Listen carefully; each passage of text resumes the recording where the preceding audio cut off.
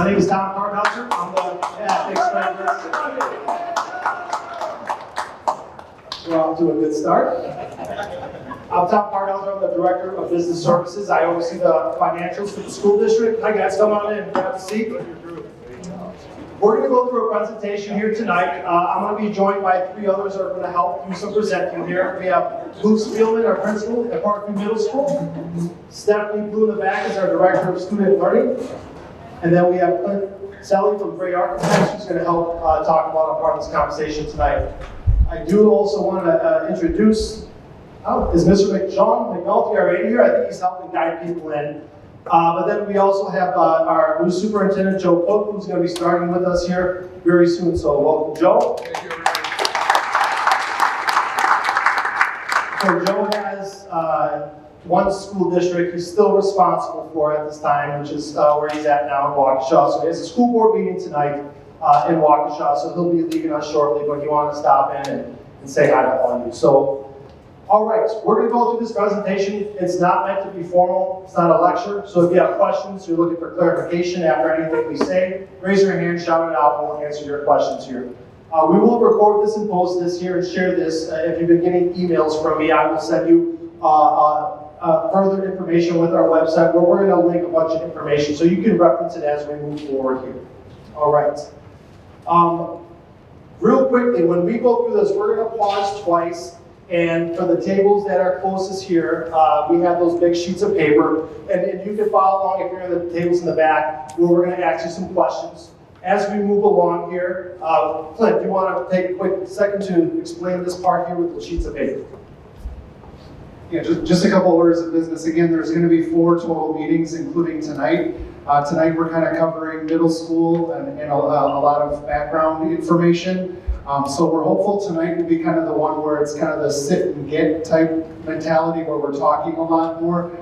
As we go through this, we want this to be very interactive. We're looking for feedback. So yeah, the point is the sheets have some questions based on the different topics that we're covering kind of within each of the sessions. So we'll pause for about 15 minutes for you guys to talk amongst yourself. If someone wants to be brave and take notes, that would be greatly appreciated. There is kind of a section along the side if you have notes, along the way to please add those as well. So again, tonight is about getting feedback, and we apologize. Tonight will be a lot of information, get kind of a sit and get. We're going to be hopeful in the future that it'll be much more interactive. All right, thanks, Glenn. I'm going to pass this around. You just please print your name on this and pass that around, just so we know who we all have here. And again, thanks for being here. There's coffee and water, some cookies over there. You gotta use the bathroom at any time. Please get up and do what you gotta do. All right, without further ado, we'll hop into it. So a little background here on our facility planning. We have 8 school buildings in Mukwonago, and those are assets of the community. They belong to the residents of the community. And whatever we do or don't do with our school buildings are decisions for the community to ultimately make. As you drive through our community, you'll see there's still some one-room schoolhouses that exist. Kitty Court Section Elementary up on Highway 83 and County Road I. At some point, the community decided that that wasn't the best way to deliver education, that we were going to build some different elementary schools that are what you see today. But those are community choices. I do just want to dispel the notion, if there is one, that if the school board is not committed to a referendum, okay, we are going to spend some time talking about a referendum because some of the projects and ideas that we'll present you with as options are things that far exceed what our operating budget can handle. Okay, but there is no commitment to that. So I just want to put that out at the beginning here. So tonight is the first step of getting community input on some of the ideas that we've had. Okay, so this is, again, thank you for being here, and we're looking forward to hearing what your thoughts are. To give you some background about what our facility planning has been to date, it's been an ongoing process that started a long time ago. In November of 2020, we initiated our long-range facility planning, where we ultimately wanted to take a look at all of our buildings. At that time, we had discussions about potentially expanding our career technical education, or CTE, courses that we have from Mukwonago High School, because they've been very successful. So we talked about how can we double down on this? What can we do to make more CTE graduates and kids with those experiences? We work with community partners throughout Mukwonago to deliver our 4K education. So we work with Kids Connections and the YMCA and Vernon Child Development Center. And so we have a footprint, really, in an educational sense, that's outside of our 8 school buildings. We lost 2 partners back then, so we had to start to think of ways, how can we continue our 4K efforts? Well, that required us to bring 4K into some of our buildings. We're looking for permanent locations to house 2 programs I'm going to talk real quickly about right now. SOAR is a 9th through 12th grade alternative setting. Some kids just don't function as well in a traditional high school setting like Mukwonago High School. Maybe it's anxiety. There's a variety of issues. So we have an alternative setting. We used to be in the Lily Rose building, which isn't too far from here, in the industrial park off of County Road ES. And we weren't able to stay there longer, so we moved to St. James Church, where we've been there. This is our first year. We have 1 more year before we have to find something more permanent. Then we have an 18 to 21-year-old program. So we continue to teach kids past the age of 18 up until the age of 21 if they have intellectual disabilities or maybe cognitive disabilities. We try to help those kids learn how to function in a life after school, in a residential setting, life skills. And that class is best taught outside of the school building, so we prepare them to live in an apartment, to do things that they need to do. So we're looking for permanent locations for those 2 programs. And then finally, small and outdated classrooms here at Parkman Middle School. For those of you that took a tour just before this, we'll do another one after if you're interested. Maybe some of you are graduates of the school and you know really well what our building looks like here. But at 650 to 750 square feet is our average classroom size here. You'll find that more common industry standard is 900 to 1,000 square feet. When you have 28 kids in a small classroom, it can be tough. Hey, Sean. How you doing? All right. So the goal of our long-range facility planning when we committed to this was to review all of our facilities, consider all options at all facilities, so really just use our imagination to put all ideas on the table and to try to find ways that we can meet the needs of our school district for the next 20 to 30 years.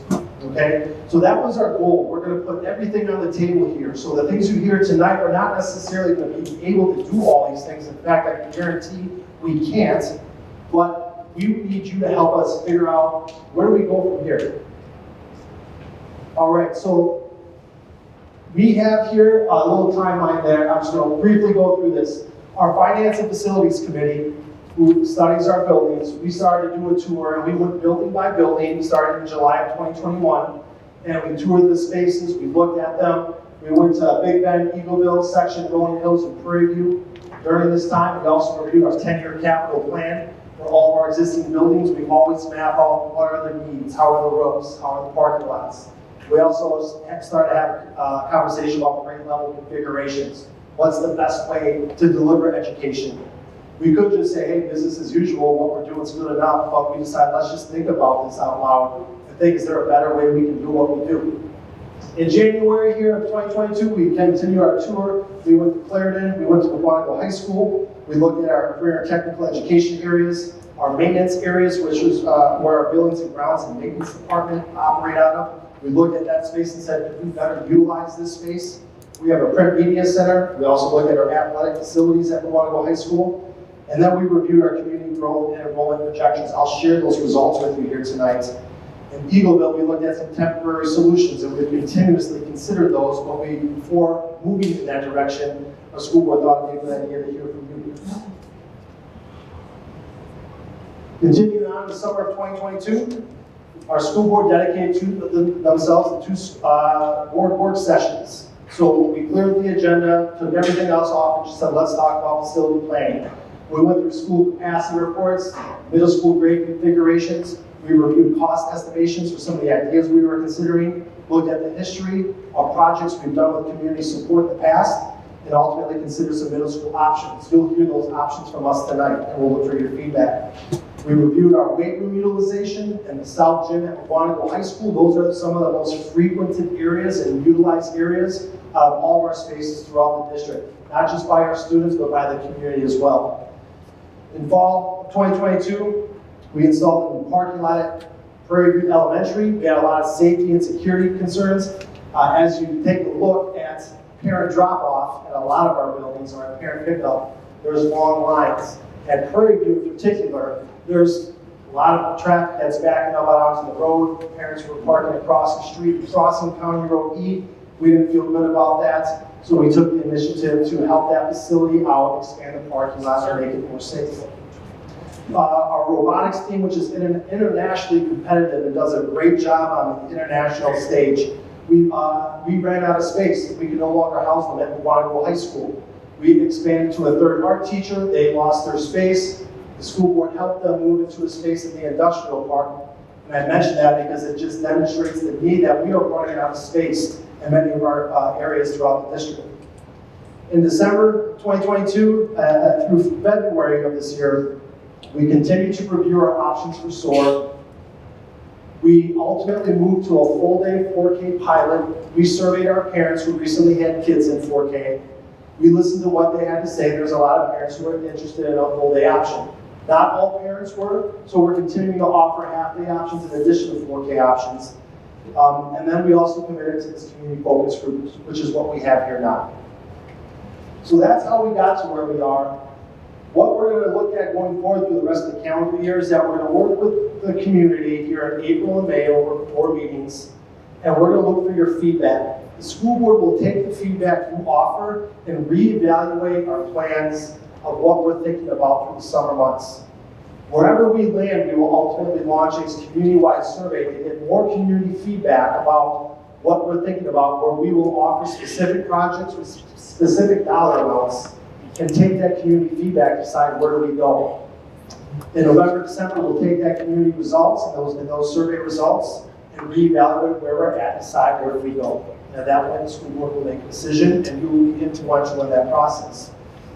Our goals for this group here is to identify issues and solutions that maybe we haven't considered. If we are not talking about something, if somebody's gonna say, hey, have you ever thought about this? Bring that up, now is the time.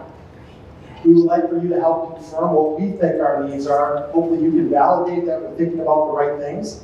And then you can just give us overarching feedback about what we're talking about, and you can help us identify our most immediate priorities. All right. So that's how we got to where we are, where we'd like to go. Now we'll hop into talking about the middle school. Now I need to provide a lot of context here about the middle school. I'm going to give you some background information about our financial position, our buildings, a little school finance 101. That's not the most enjoyable topic, so I'm going to do my best to keep it short, to the point, and understandable. All right, we have 8 school buildings, as I mentioned earlier. Our oldest building is Prairie View Elementary. It's built in 1930. A number of expansions and additions and renovations took place after. Our next oldest building is Eagleville, built in 1931. Our newest building is Rolling Hills Elementary, built in 1999 and opened in 2000. All of our buildings have various ages, various states of being, and we'll talk about each of those buildings, but our focus tonight will be on Parkview Middle School. We have a short video that we'll share with you momentarily that will kind of give you a good overview of Parkview Middle School. As I said earlier, we also work with other entities and other facilities to help deliver our education. We work with 2 locations of Kids Connection to deliver 4K. We also work with the YMCA and Vernon Child Development Center. As I said earlier, we work with the St. James Church. We're very thankful for the partnership as we house our SOAR program. We're there currently, which is our first year there. We have 1 more year before we need to find a more permanent solution. Our class sizes are dictated by school board policy. So we find targeted class sizes that we aim to hit that is best for the efficiency of delivering education. Obviously, it would be great if we could have class sizes of 10 in everything that we do to give one-on-one instruction with our students and our teachers, but that's just not a fiscal reality for us. We could never afford that many teachers given our budget. So we try to find a number that works for the facility, works for the kids, and works for the teachers, and that's what we have on the screen. So for pre-kindergarten there, that's for kids with early childhood needs. If kids have special ed needs at age 3 or 4, we have those students come in at those age levels, and we target a class size of 8. If we have 9, 10, or 11 students, then we look to add another teacher and get another section. As the kids get older, we expand the number of kids that are in those classrooms. So you can see on the left-hand side, we have our elementary class sizes. Our middle school and high school class sizes are there on the right. We target a range of 23 to 28 kids per section. Our music classrooms are some of our bigger spaces. We can accommodate much more than that. Our MHS labs and technical education courses where we're dealing with heavy machinery or welding type stuff, we keep those classes a little smaller in size. Obviously, safety and supervision plays a role, so we can't go big on those class sizes. In some of our gym spaces, like our New West Gym or our fitness center, we can obviously accommodate more students given the bigger space. So in our fitness center, we will commonly have 2 teachers in there simultaneously with between 70 and 90 kids. But those class sizes are ultimately guidelines that our school board creates for us, and we follow those. Considering those class sizes and the number of available classrooms that we have, we map out a target capacity range for each of our schools. So to use Big Bend, for example, since they're first on the list, we have a capacity range of 527 students. Currently, we have 495 there, so we're under capacity by 32.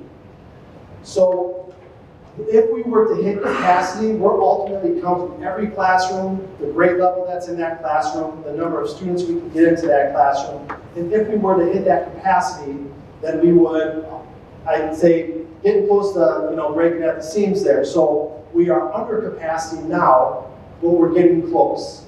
I'll use an analogy here. If there's a restaurant, and I'll just use Fork of the Road for an example here. If you go to Fork of the Road, there might be capacity where you have 1 seat available at this table, there's 3 at this table, just like we have now. You see some open seats, but is there really any available tables? The answer is no. All of our buildings, there are no vacant, unused classrooms. We are converting, at times, storage areas into spaces where we have interventionists or literacy coaches working in small groups or one-on-one settings. We're using vestibules, hallways at times. We're using every space that we have. That's true of all of our buildings. You can see our elementary schools are getting close to reaching their capacity. At the middle school and high school, we do have capacity. We do have space for some students. But we want to share this with you because it's going to be a part of the conversation. When our next meeting, we'll talk about elementary schools. Some of this information is going to be important there. So we did a capacity analysis. When I send out information through email, I will send you this full report so you can see the results of what we did there.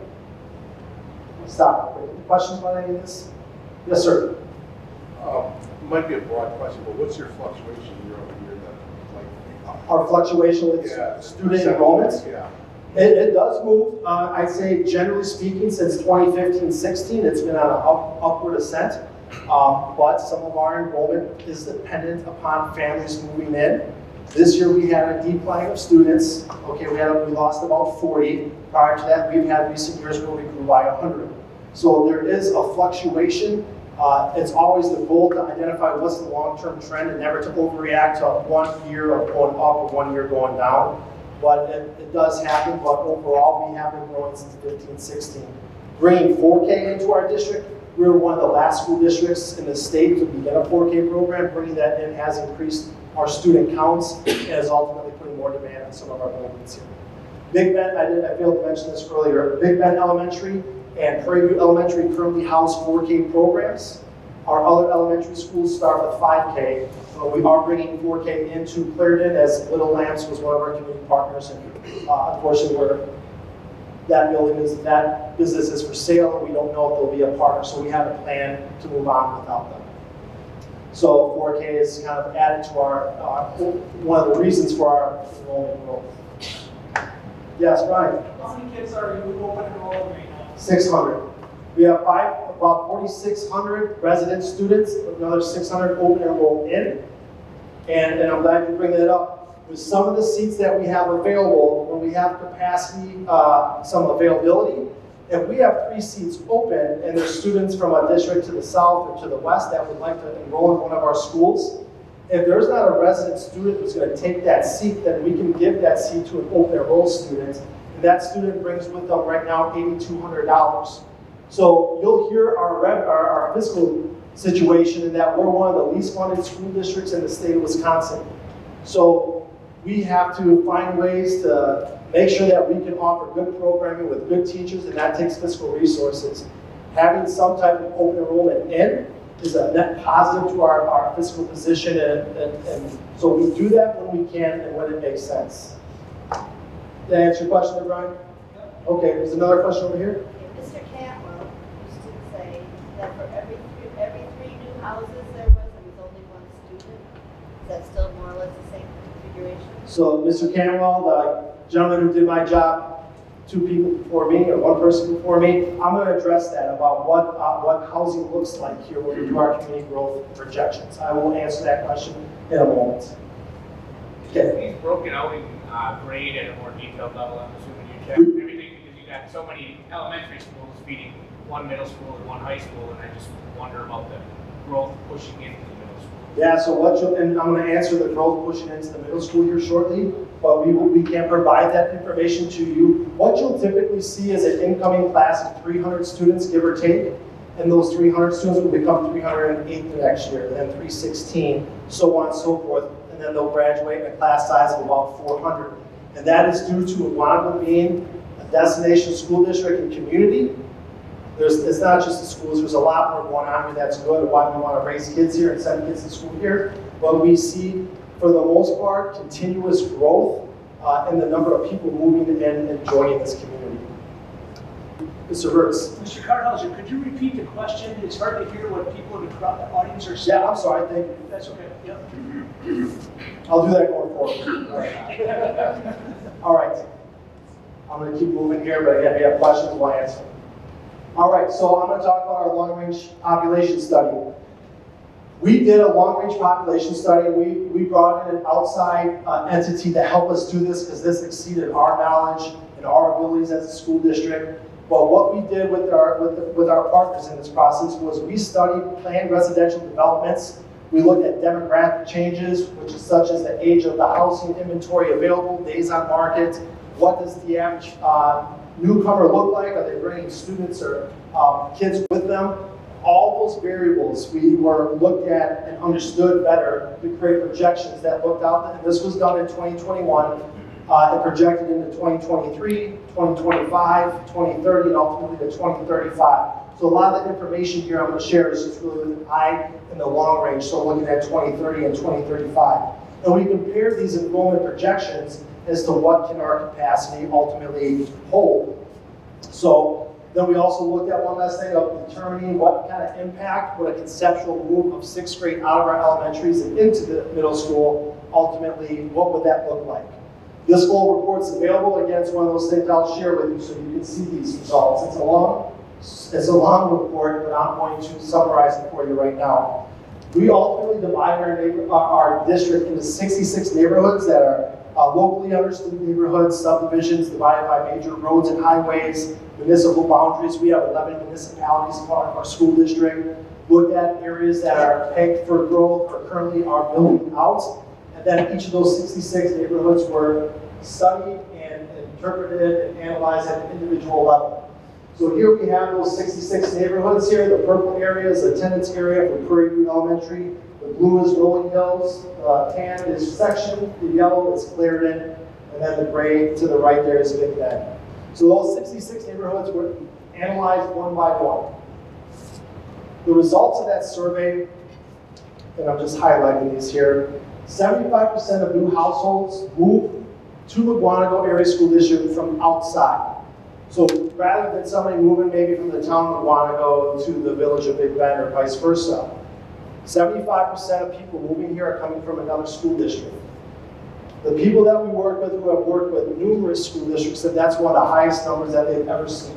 That is a big number.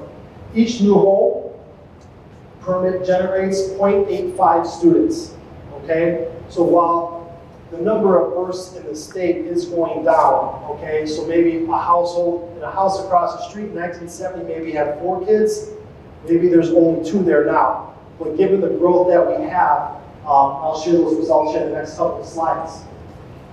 Our district should become even more popular of a location as we move forward here through 2035. There are 1,977 new housing units that are projected by 2035, which averages 141 a year. Chapman Farms, which is the neighborhood across from the high school, is an example. Miners Estate, which is just west of the high school, is another. St. James has a big farm behind it. The village of Mukwonago did a comprehensive land use map and study that they adopted about 7 or 8 years ago, and zone that, I should say zone, the plan use is to make that into single-family housing one day. Now it's up to St. James and what they like to do with that property, but that is what the village envisions for that piece of land. And if that does build out, that's going to be a lot of new kids coming in, likely attending Clarendon, which is just down the road, and we'll talk about what those impacts are. Maple Center Apartments, which is on Wolf Run, it's going to be built near the YMCA, is planned for 674 units. Typically 1 and 2 bedroom apartments don't generate a lot of students, but if we have people who are maybe looking to downsize their house, people like my mom and dad who don't want to take care of their house or looking to go to something smaller and more manageable, as folks like that move into those apartments and might generate more housing turnover that brings more students in thereafter. There's a lot of farmland in this community. You'll see examples near Section Elementary and near County Road E and NN of areas that people are looking at as potential sites for new developments. Okay, there are smaller developments taking place in other municipalities like North Prairie, Vernon, and Big Bend. So, more results here. Between 2021 and 2035, we are estimated to increase by 355 resident students in grades 4K through 12 that will be attending our schools. This is an average, a long-term average of 25 new students per year. So this doesn't necessarily, this is something that wouldn't necessarily be projected in a linear fashion, just step by step, go up by 25. But in a long-term sense, that's the best guess we have. It is an estimation. There are assumptions that go in, so this isn't guaranteed. This is the best information we can find to speak to this topic. This does not include open enrolled students, so this is just considering those students who live in our district boundaries and attend our schools. The vast majority of the projected growth by 2035 will occur at the elementary level, as we are looking at about 320 students that will be added to our district by that time.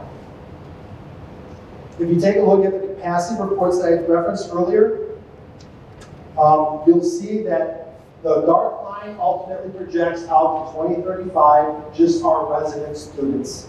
If we add in our current levels of incoming students who are open enrolled from another district, you can see that we would be beyond capacity, our elementary schools collectively, by 2035.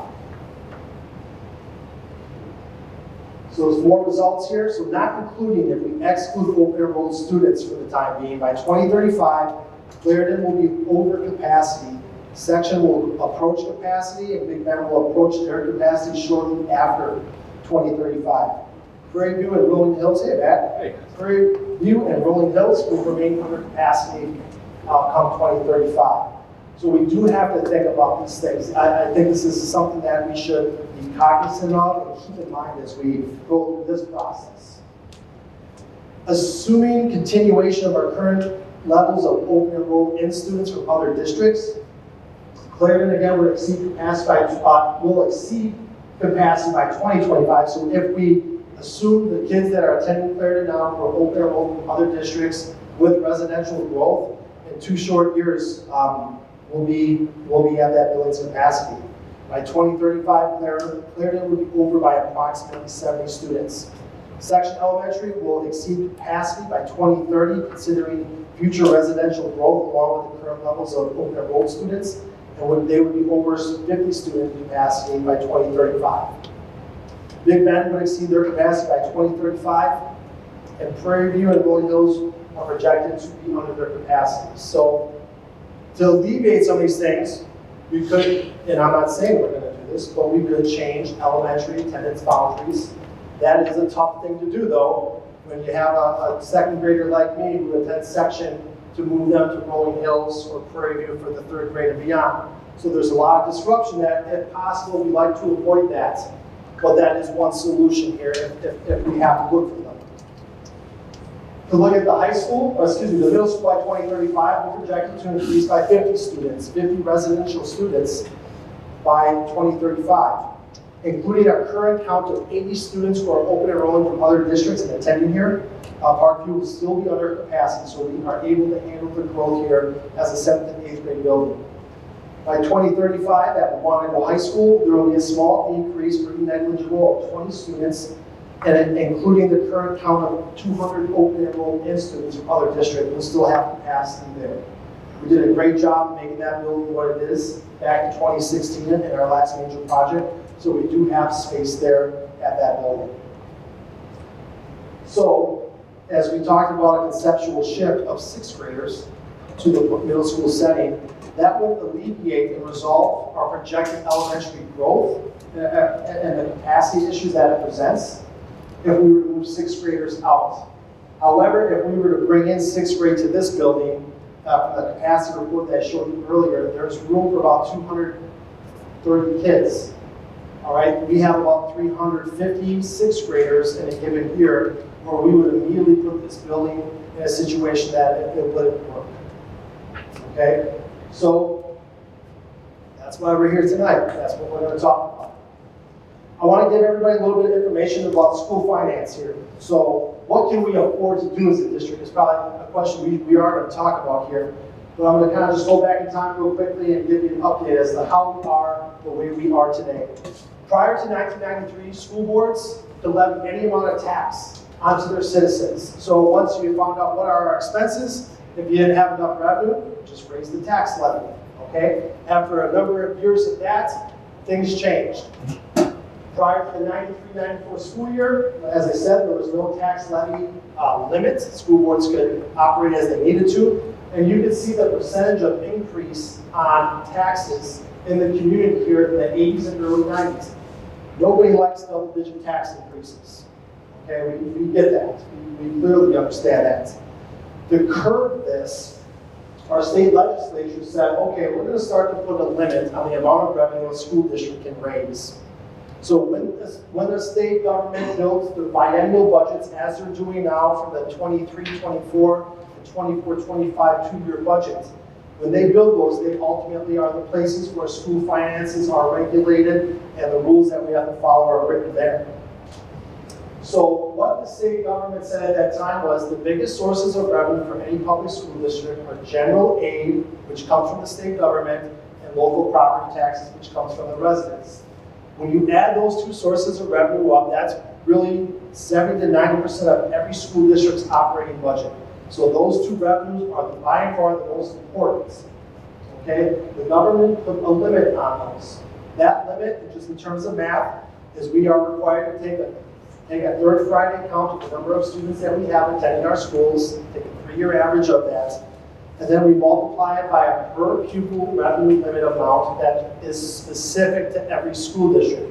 We don't have the same amount at every school district, it's different. So our math this past year was 4,659 students. Our revenue limit this year was $10,016 per student, which gave us a $46.6 million operating budget. I'm going to come back to that $10,016 value in just a second here. So with a $46 million revenue limit, we know that the aid we get from the state, combined with our local property taxes, cannot exceed that. The state government this past year said we will contribute $27 million to the Mukwonago area schools, so we can therefore back into our local property taxes, which was $21.3 million this year. Okay? So that is the revenue limit. Here's how much your operating budget's going to be. The state kicks in an amount of that, and the rest becomes the responsibility of the taxpayers. The school board, by rule, by law, cannot raise more money than that. Now, there are other revenues outside this formula. When we have ticket sales at our football games and things of that nature, that doesn't play into this at all. But by and large, 80 to 90% of all of our dollars are that $46.6 million. When we started revenue limit laws, there was a fixed amount or limited to each student. This started in 93, 94. How we got to this point, the state government said, hey, look back to what you did in 92, 93, find your average cost per student, add $190 to it, and that's where you're going to start. So if you had a really fiscally conservative school board in the 92, 93 school board, you started this race a long ways from the start line. It's not exactly an even race. In 19 schools and school districts in Waukesha County, we were at $5,320. Okay? As I said earlier, these are the annual increases provided by the state government in their biennial budget process. From the beginning of this up through 2008, there was inflationary metrics that said, hey, increase it as inflation goes. That inflationary link was stopped in the 2008-2009 school year. You can see we have flat $200 amounts. We had a decrease of 5.5% for all school districts throughout the state. That was a part of state government via Act 10. And then since then, we've had really minimal increases. And 6 of the last 8 years have been zeros. So having 700 employees in the school district that depend on us and 5,000 students, it does take fiscal resources to get the best teachers to be here and to keep our roofs from leaking and all those things. In addition to defining what every school district, start with your value and add that annual increase, there's also a minimum amount that school districts have to raise per student. So if a 5-member school board came in and said, we're done funding the schools, we're not even going to issue a tax for that, there was a mechanism in place to say there was a low revenue ceiling. It's the minimum. You have to raise at least a certain dollar value each year. Because last year it was $10,000. So you can't collect less than $10,000 between general aid and the state property taxes. This is our historical per member revenue limit. Those that are in bold represent years that we were tied for last. We are at the bottom. In the years in blue where we're not at the bottom, we're not very far from the bottom. So this past year, the current school year, rather at $10,016, we are just $16 from the bottom, being tied for last there. It's great in terms of your taxes if you're a resident here, but in terms of an investment into students, it's a minimal investment. So kind of that sword can cut both ways. To compare us to the other 19 school districts in Waukesha County, the high end is Kettle Moraine at $12,383 per student. Merton's the minimum at $10,000, so we're right next to them at $10,016, and the median value is Milwaukee at $10,800. Taking a look at 5-county area from Milwaukee, Waukesha, Racine, Kenosha, and Walworth. The max revenue limit is the Lynn Joint 4. It's a K-8 school district in Walworth County at almost $17,900. There's 4 districts tied at $10,000, and Whitnall is the median at $10,999. Looking statewide, we are that red bar there. So we're just north of being tied for last, the highest school district, Gibraltar, $24,300. River Valley is at $10,400. To show you kind of how this works for our situation, I'm just going to compare ourselves here to New Berlin, which is our neighbors to the east, and Franklin. Both are great school districts. I attended Franklin as a kid. They're good school districts. I have nothing bad to say, but I just want to fiscally compare ourselves here.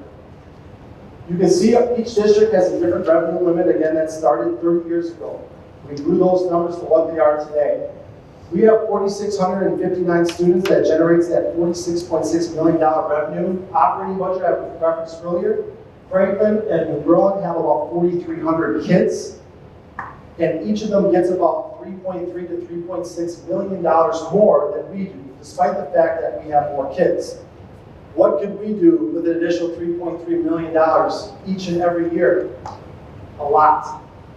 But that's just not our reality, so I'm not going to spend too much time complaining about that. Just need to state those are our facts. That is our situation. So we're going to talk about, we have 2 tax levies that we issue onto our citizens. The first one is this operating tax levy that is generated by our $10,016 per student. And funds, we use fund accounting here, but those dollars are going to fund our general education needs and our special education needs. The lights on, the teachers, the textbooks, those things. The school board does have the ability to issue debt without voter approval, provided that annual payments are less than $1 million. But, and I'll reference that as the school board credit card, they can use that if they need to. If they're in dire straits, they do have the ability to issue some debt, but it's limited. If they issue debt, they have to carve that out of the repayment, has to come from their operating budget.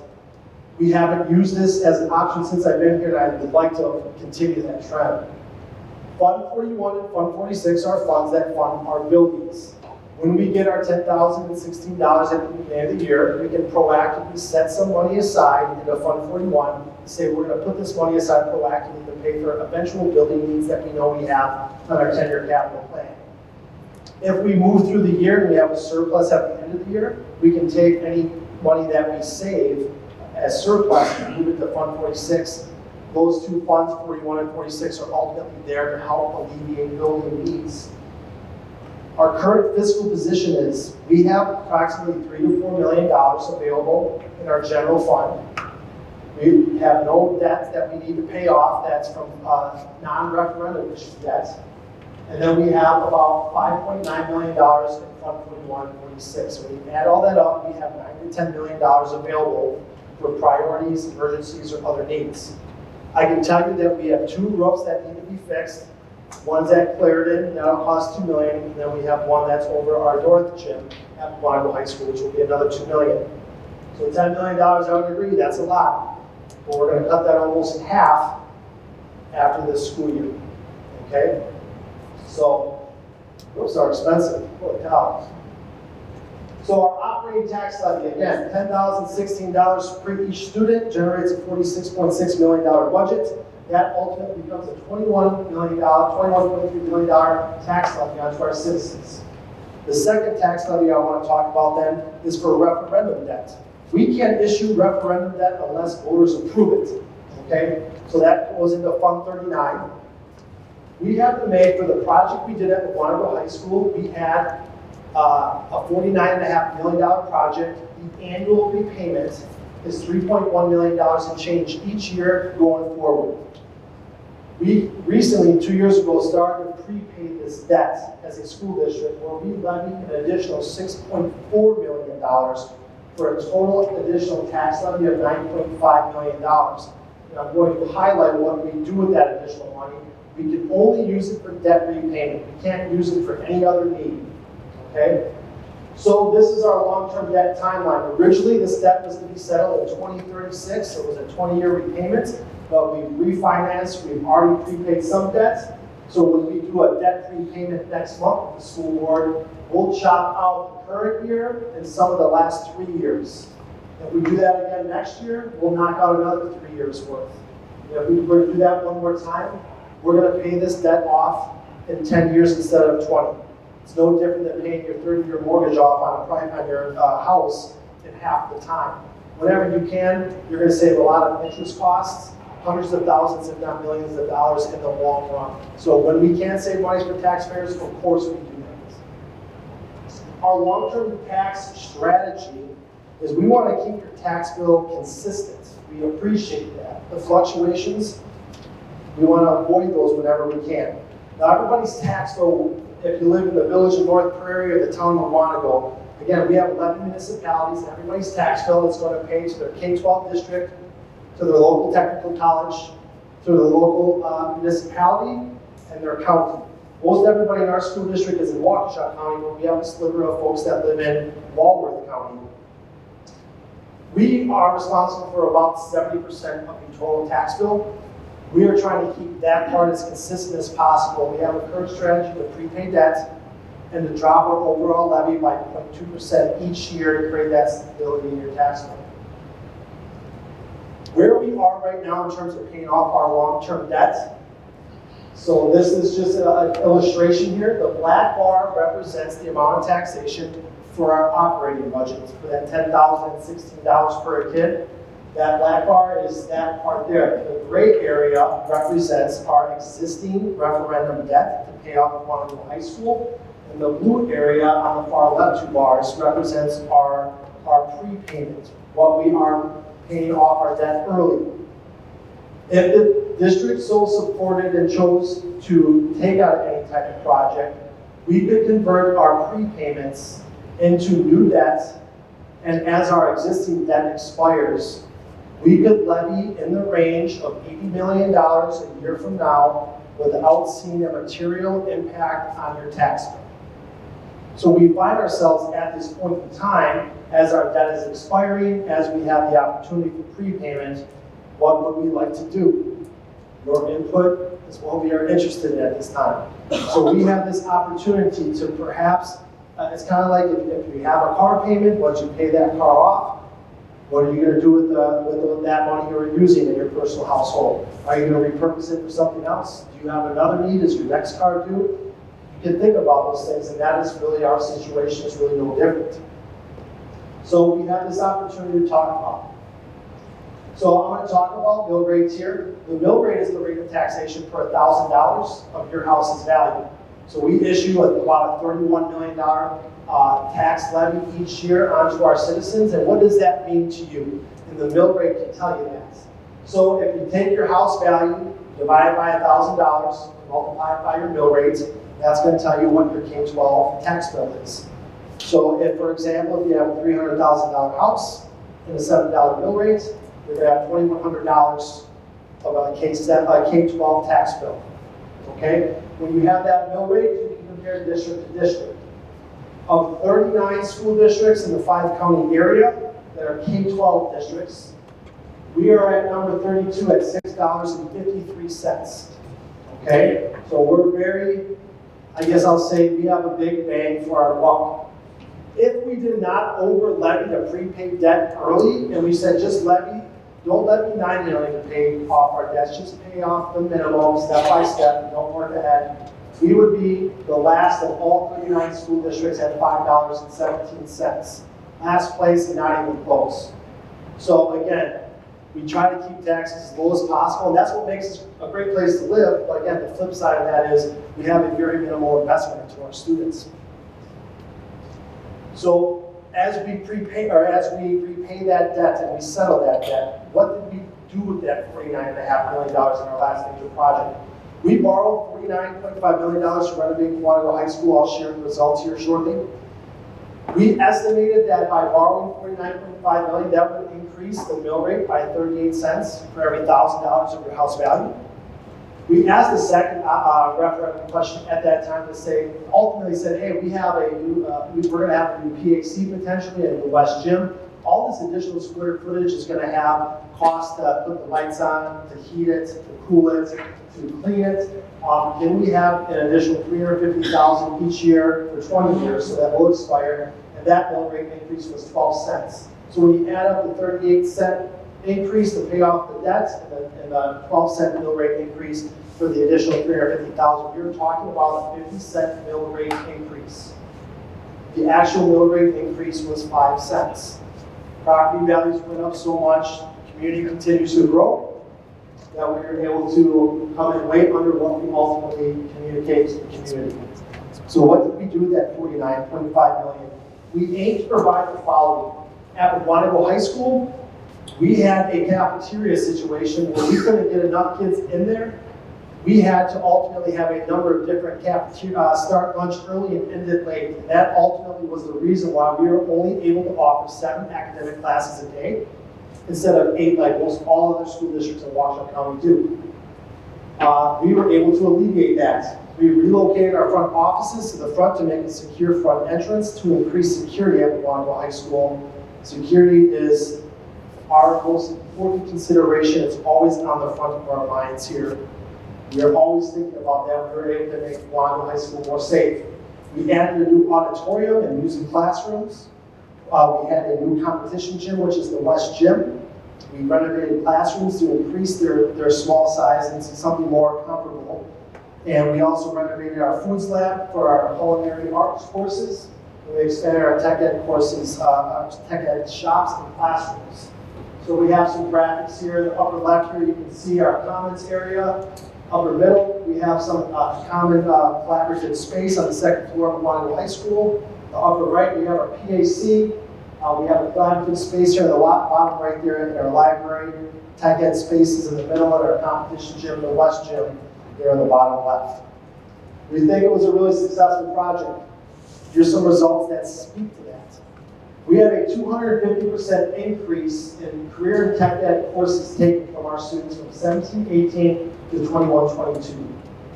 We have 162 students who graduated last year who earned 402 industry recognized certifications. So 42% of all of our graduates are coming out with industry recognized skills that we know our economy needs and our community needs. We're proud of that.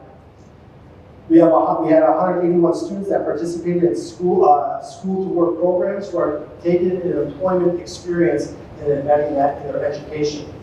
I think we do that. Dustin Lehman in the back, wave your hand, Dustin, say hi. Dustin does a great job with that, and we're really proud of being one of those school districts that are pushing the envelope. We're going to ask you when we talk about the high school, should we be doing more of this? Our Performing Arts Center, we have a number of groups in the high school, the middle school, our elementary schools that use that facility. Our community uses that. Grace Notes Orchestra, the Optimist Club, community dance recitals from Kay's Dance Academy, and AOD. We have 305 events in the last 12 months there. That's essentially over 90% of all days available. This facility is being used almost 7 days a week most of the time. Talking about athletics here quickly, I presented the South Gym information here. This is older information I shared with the school board back in 2020. That's the number of hours in the South Gym, and if you're not familiar, we converted that gym from a general rubber floor to a turf facility. Okay, so we can do turf-like activities, be it lacrosse or even cheerleading uses that.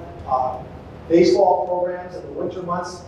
Once school finishes at 3 o'clock, all the way until 9 o'clock, you can see the average hours that facility is used after school. It's used quite a bit. Okay, again, it's one of the most frequented spaces in all the school district. From an academic standpoint, our graduates now have the opportunity, as they move from 7 credits a year to 8, now have 4 additional electives that they can take between the time of their freshman and senior year. I think the project was extremely successful. All right, so I got 3 more slides and then I'm done talking, I promise. So I'm just going to talk briefly about district-wide capital maintenance. Every building has its needs, all right? We have a 10-year plan that we map out, and every year we say, here's what's on the horizon. Do we still need to commit to this? Can we stretch a roof another year or 2 years? How much life can we get out of our buildings? So we do that in a responsible manner, but when something needs to be fixed, we do it. Okay? So we review this every year. We approve it with the school board. We have a number of needs. Over 10 years, we have $30 million in projects we've identified. Now, some of them are putting in LED lights into our building because they're more economical and they're bright. Now, if we can't afford to do that, then we don't. But when it comes to a roof, there's really no question. We have to. So what we have for immediate needs is pressing, and we take care of those things. Okay? These are the areas that capital maintenance pertains to. So we look at everything, at every building, and we study it, and then we reevaluate and we do what we must. There's 2 ways to fund capital needs. One is, again, to use your operating budget. When you get $10,000, $16 per kid, you can set some of that money aside at the beginning, or if you have surplus left over at the end, you set that aside. We have done that as best we could. But if you have additional needs beyond that, a referendum is another way to do that. We have not gone to the community in a long time to say, hey, we need a new roof. Can you pay for this? We've taken our small revenue on a per student basis and been wise and responsible stewards of our taxpayer dollars to take care of these issues. Okay? But those are the 2 ways to fund capital needs. All right, so in summary, here we go. We're one of the lowest funded school districts in the state of Wisconsin, and we have been for 3 decades. We have one of the lowest mill rates in southeast Wisconsin, and if we didn't prepay our debt, we could have the lowest, and it wouldn't be close. We're on track to pay off our referendum debt 10 years early. Our schools, our elementary schools are nearing capacity. We're projected to grow by 320 students by 2035. Again, that's an estimation, but it's the best guess we have at this time. We have emerging needs throughout our district, and we're going to move to talk about the middle school in particular in a couple minutes. But we're going to take a pause right now to kind of have conversations at the table. Clint, do you want to come up here and just kind of be a little more directive about that part? I guess I'll pause real quick, before, are there questions that I can answer? I understand I covered a ton. I appreciate your attention. What can I answer for you? Can you talk about the cost to build a school, like just general numbers? So like a middle school costs this much, an elementary costs this much? Sure. We are going to talk about that as we progress, and that's going to be part of Clint's presentation. Okay. And you'll hear this from Clint, that to renovate a middle school and to add enough space for sixth grade to come in would be about $88 million. To build a brand new middle school, we're making that budget at $111 million. Obviously, we can set as much money aside out of our operating budget, but we can never actually get to those numbers by just setting money aside. And how much is an elementary school build approximately? Ryan Schmidt, can I ask you, Ryan, the question is, how much does an elementary school cost, generally speaking, to build? So just quote a K-6 building, maybe something. And this is Ryan Schmidt from CG Schmidt. They build buildings. They did our work at Mukwonago High School. Ryan, can you answer that one? It really depends on the size of building that you're looking at. For a K-6 building, we're probably looking somewhere in that $60 million range for a brand new school. 60 million. Again, dependent upon square footage.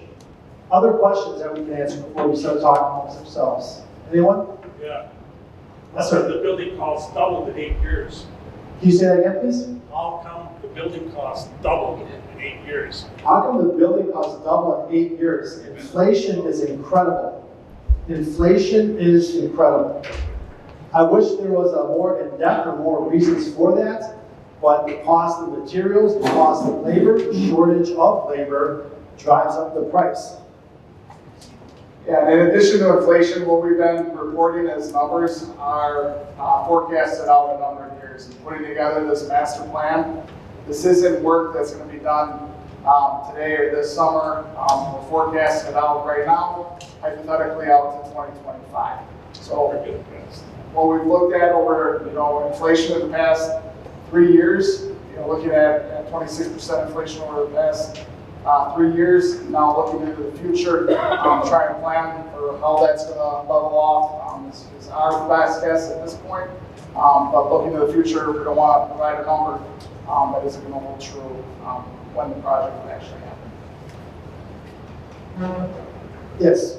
You said 88 to expand this to get sixth graders into here, And to- or whatever, 88 for a new building, 60 for an entire new elementary school. Does that account how many kids you would be able to place in an elementary versus how many would be able to be put into the middle school? Have we looked at, is it better to do an elementary school because you'd be able to accommodate additional kids growing into it? Well, it sounds like you're going to come to our next meeting in 2 weeks, Paul, and talk about elementary schools. So thanks for coming, Paul. But so we looked at over 50 different scenarios of options on expanding our existing buildings, building a 4K standalone center that can house all 4K programs, adding sixth grade here, building sixth through eighth grade new somewhere else, building a fifth and sixth grade only building, adding fifth and sixth grade here. We've looked at a number of options, and we're going to just focus, I guess, on a couple of options tonight because we could easily bog this down by talking about all the permutations and combinations. So we're going to give you some of the ideas we think make the most sense and get your feedback on those. Okay? Now, in terms of, I would agree, why did the building price go up double in 2 years? I understand, or in 8 years, I understand that question. I have that question myself. What will it be 8 years from now? The prices won't get cheaper on anything that we buy, they'll only go up more. I wish we could go back a couple years and get those prices locked in, but that's just not a reality. I apologize, I missed this. So 88 million for this school to build a new school. Yep. No, I'm sorry, 88 million to renovate this building like new and to expand it. Clint is going to show you some ideas for that so you can see it. So we're going to start to get into the specifics of Parkview Middle School when Clint speaks. So we will answer those questions and present those costs here. Those are good questions. I guess if we could just pause that question, we will answer it. We won't leave tonight without answering it. John? You're the money guy. You said how much you reduce the debt, you could probably take on about $80 million without having to go into a referendum or anything else. You could just absorb it into the debt you have. Is that correct? So I'm going to clarify that. So as our debt, as we shrink our timeline down, as we prepay our debts, and we get closer and closer to having that fully paid, if we hypothetically, did a referendum a year from now, we could issue in the range $80 million of debt through a referendum with community support without seeing our tax bills fluctuate very much. I would love to sit here and say it's not going to change your taxes at all. And I just want to say that, I want to say that, but that is dependent on state government continuing to give us $27 million each and every year towards our revenue limit. I cannot predict what the biennial budget is going to look like.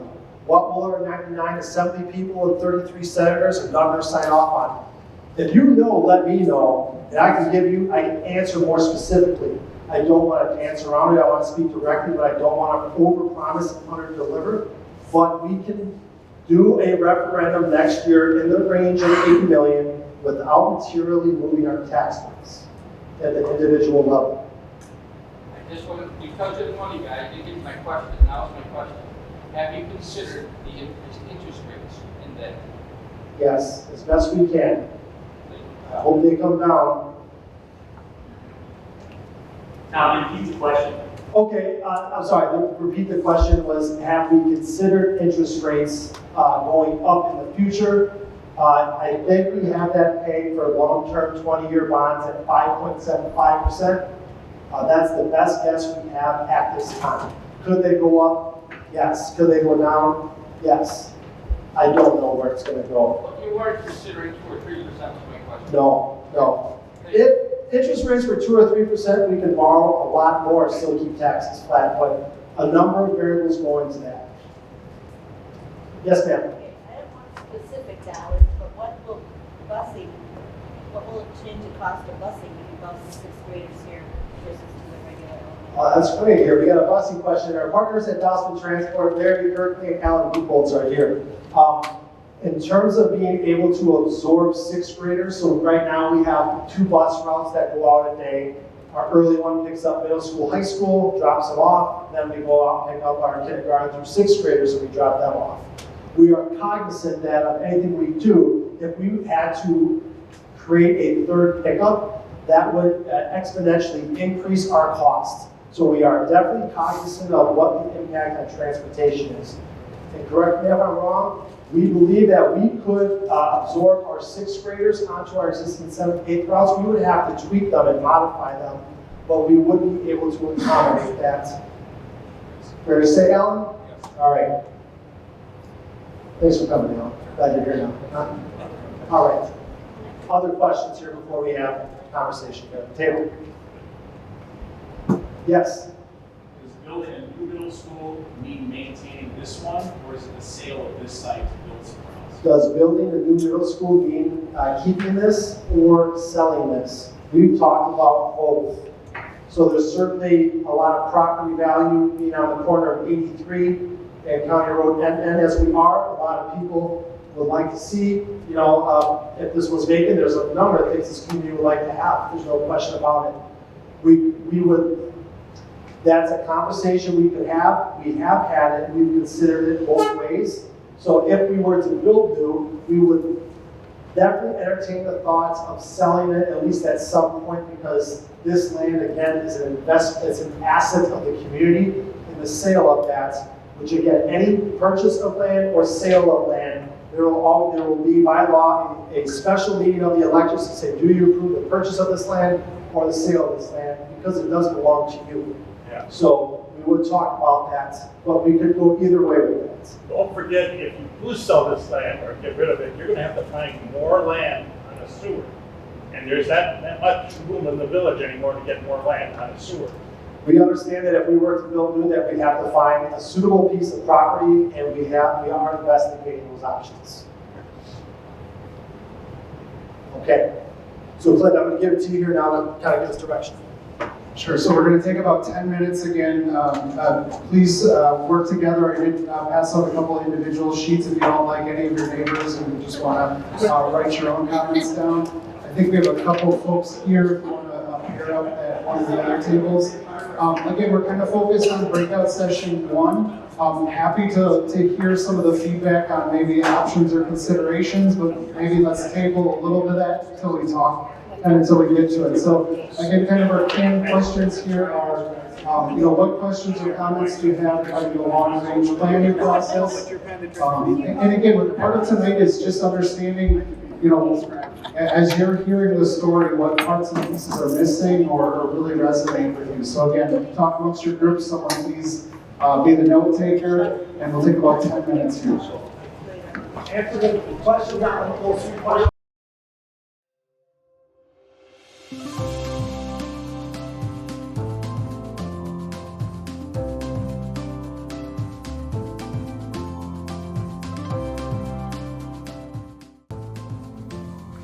Welcome to Parkview Middle School. Thank you for joining us for a quick video tour. Constructed in 1958, this building originally served as Mukwonago Union High School. As the population of the area grew, there was a need for a brand new high school, which was constructed in 1972 down the road. Following the construction of the new building, this building transitioned to Parkview Junior High. This year, we celebrate our 50th anniversary as a middle school or junior high school. Parkview has only seen one renovation or expansion over that time period. Come on in, I'll show you around. Well, our building and grounds team has done a great job maintaining our facilities over the years. The building's infrastructure shows its age. Hallway floors and classroom walls are developing cracks. We're faced with significant and costly heating, ventilation, and air conditioning needs. Our roof, windows, and flooring will need to be replaced in the coming years, and we have ongoing issues with our tuck pointing on the exterior of the building.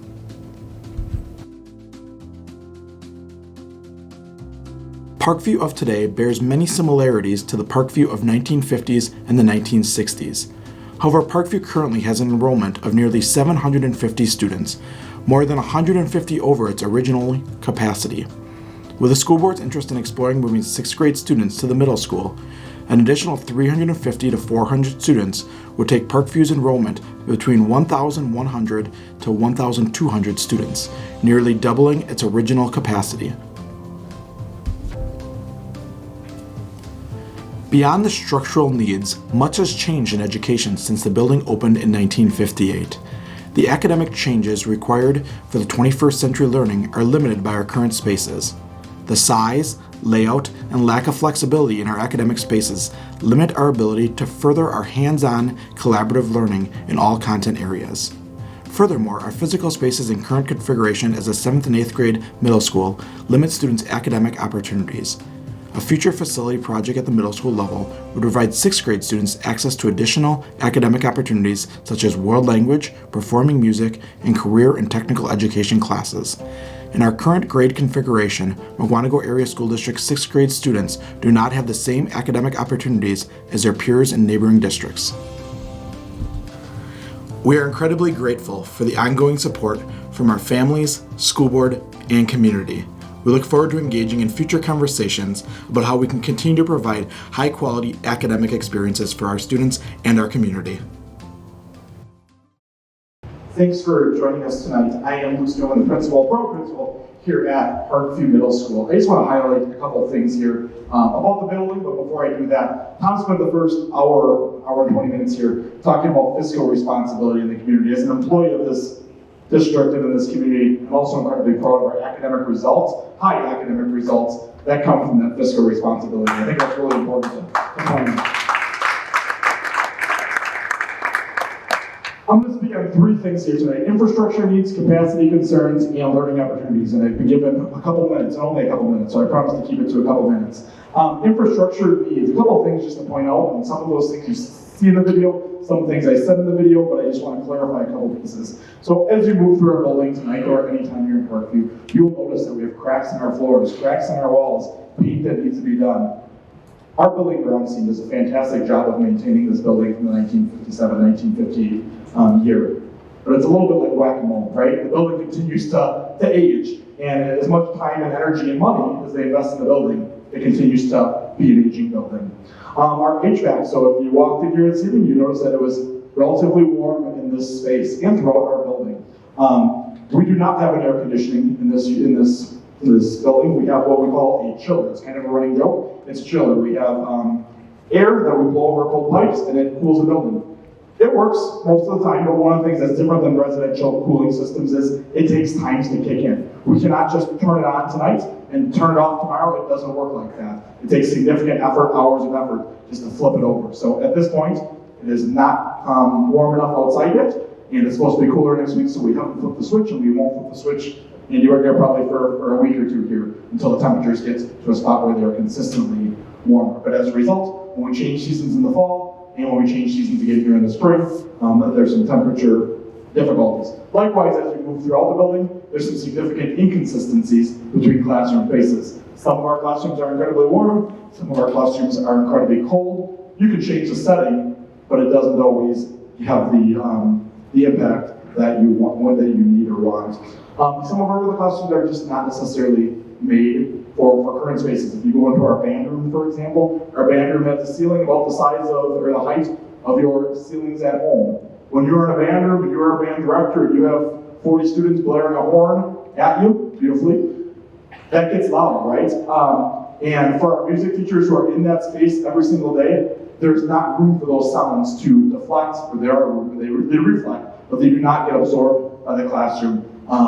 In other schools, you'll see higher ceilings in a band room. You will see dampeners on the walls that kind of dampen that noise. We do not have that luxury here at Parkview. One of the videos, or one of the short video clips in that video was about the parking lot. Many of you are probably familiar with that parking lot, not necessarily maybe because you've had children here, but because you drive through this area between 7 and 7:15 on a daily basis, or 2:45 to 3 on a daily basis. We not only fill our parking lot, but we back up and unfortunately at times fill the intersection as well. Capacity concerns. I know Tom had shared a number in his slide. I think his number was 982 was the projected capacity of our building. Right now we have around 750 students at Parkview. We don't even have 982 lockers at Parkview. We have roughly 900 lockers at Parkview. So even if we were to add additional students, somehow we would need to find some additional spaces in our building. I hope in that video, just by brief clips, you saw what our hallways look like, what some of our classrooms look like. Yes, it shows that we can add capacity, but I'll tell you to add hundreds of kids to our building in those hallways would be extremely congested. Large meeting spaces. We meet in here for staff meetings. This also serves as our wrestling room. This also serves as our play practice facility. This is our one, in many cases only, multi-purpose facility. We have 750 students in the building.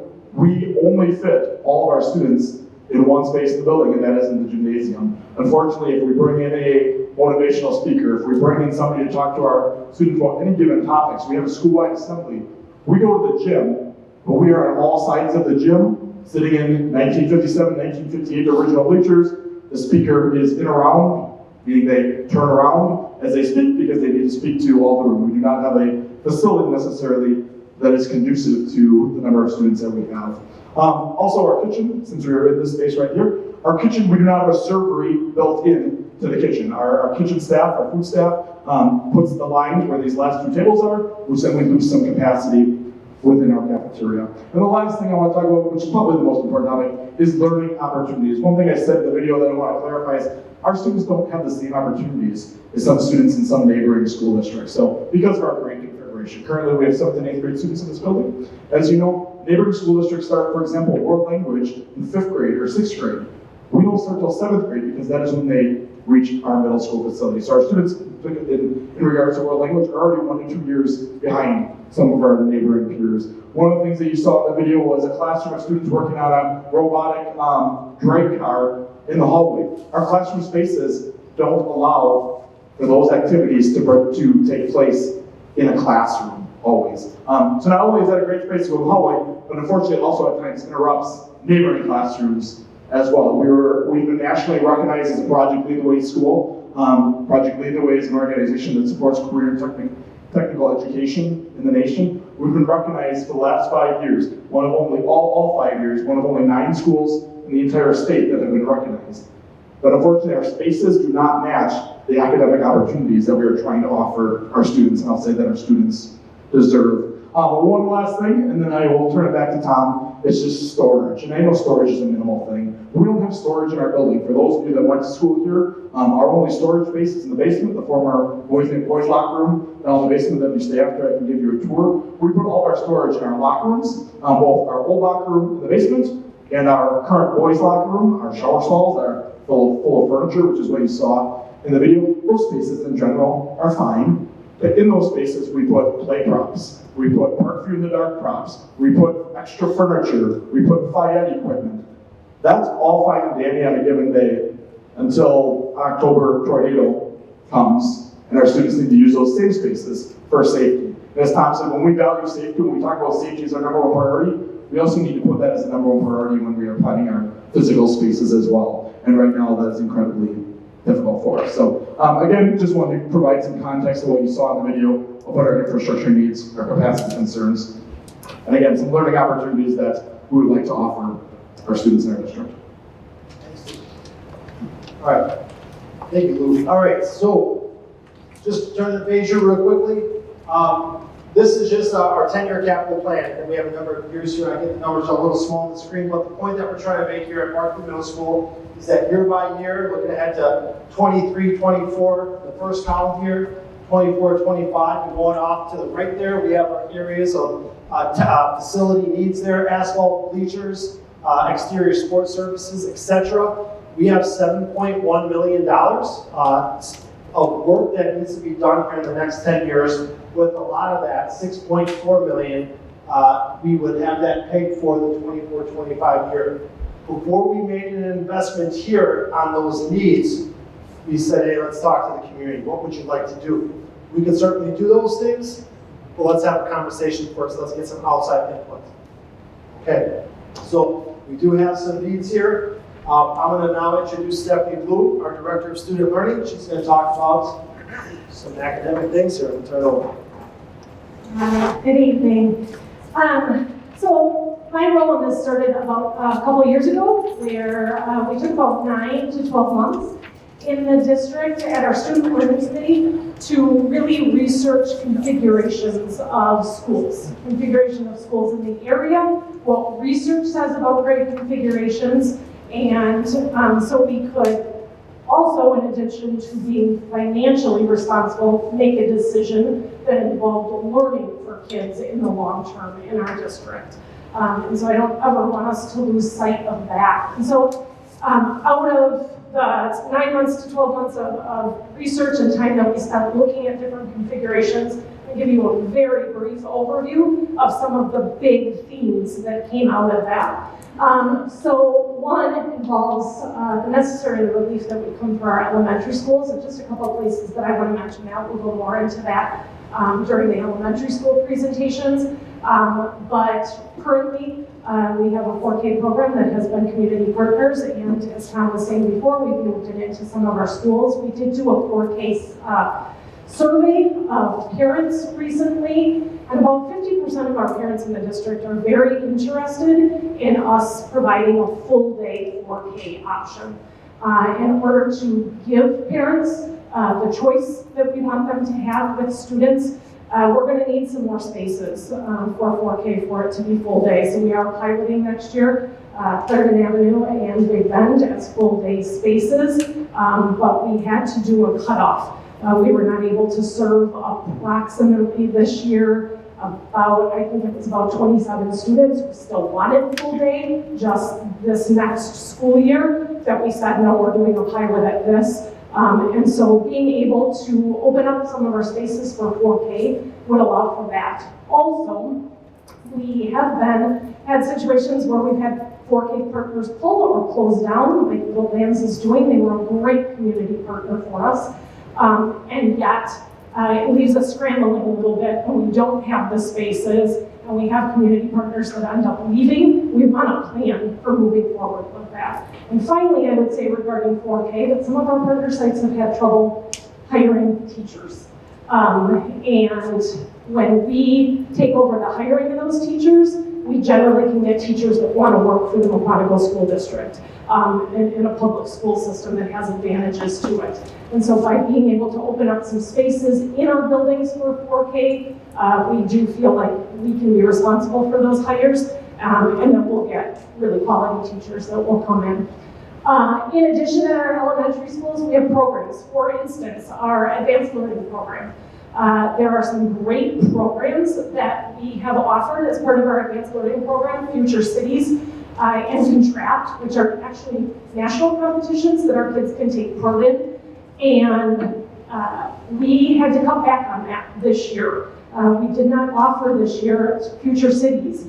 And part of the reason was because these are huge,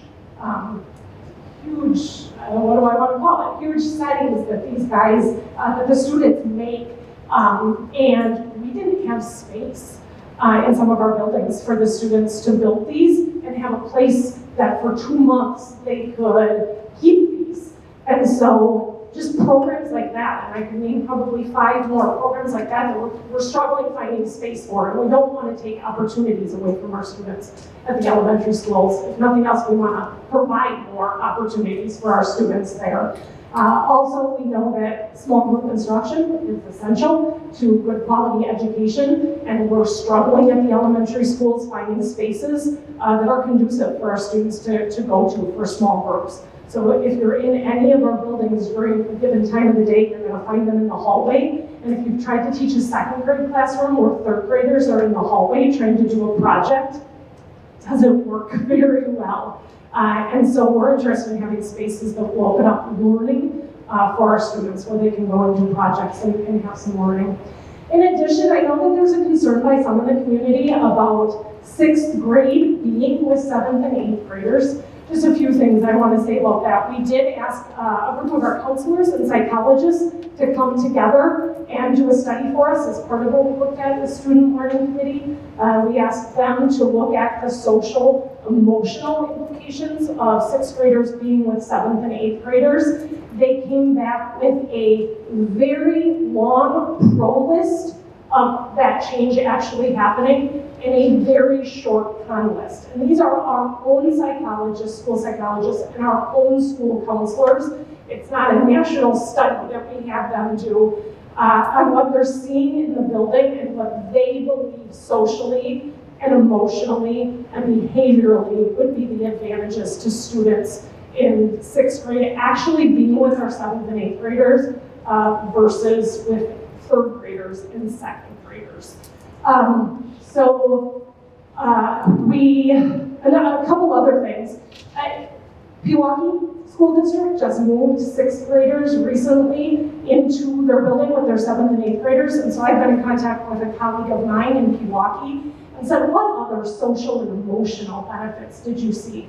And one of the things I would never have thought of, but they said they saw huge benefits for 5th graders who are now top dog in their elementary school. They saw leadership things come out from 5th graders that they have not seen before. And so I don't want to just make the concentration on 6th grade. They saw really big benefits for 5th graders, and that behaviorally, they saw huge strides in their 6th graders moving to a 7th and 8th grader. I don't know how many of you have raised a 6th grader to this point. I will say as a parent, I've had 4 of them in my household. I think it is one of the roughest years I've had with all 4 of them. They kind of turned into very strange little creatures. And they start out the year maybe somewhat innocent. Phones have done interesting things to our kids. By December, and I would say this as a elementary school principal in our district too, by for sure December of 6th grade year, they are not elementary school students anymore. If they started that way, they are not elementary school students anymore, and they are very, very ready after 7 years of being in the same building to be with older kids. And so there are definitely behavioral and social reasons that we would want to move them there. Can you move back one? Yeah, sorry. Thank you. Last thing is just economic benefits. So I don't know how much you know about our state standards or resources when we go to purchase them. But our state standards are written usually in grade bands. They're written in grade bands usually of K2, 3-5, 6-8, and then 9-12. So when we go to do a curriculum process, we're constantly trying to decide for 6th grade students, are we going to build them on an elementary model, which we've generally done in our district, and recently we're moving them to the 6-8 model because it makes it very difficult for our 6th grade teachers to teach kids like they're still in elementary school when it comes to our standards. Textbooks companies follow that same route. So when we adopt a math curriculum, for instance, companies sell their math curriculum in K-5 packages and 6-8 packages. And so again, we're constantly having to make that decision. We're also taking out our 6th grade teachers who are teaching off the same standards that our 7th and 8th grade teachers are.